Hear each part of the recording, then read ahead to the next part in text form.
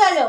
কেন, কিছু হয়েছে? হ্যাঁ, আমি না ঘুমালে না কিচ্ছু দেখতে পাচ্ছি না, সব কিছু অন্ধকার দেখছি।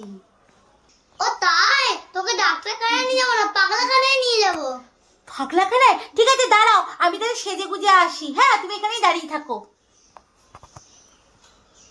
আই, এর মধ্যে তো সত্যি গেছে। হ্যাঁ, সত্যি গেছে। যেই টাকাতে নেশা করিস, যেই টাকাতে মদ খাস, সেই টাকাতে মদ খাবি না, সেই টাকাতে নেশা করবি না, সেই টাকাতে ডিম খাবি, সেই টাকাতে দুধ খাবি, তোর বডি হবে, তোর বডি হবে। মা বাবার কথা শুনবি, বুঝেছিস?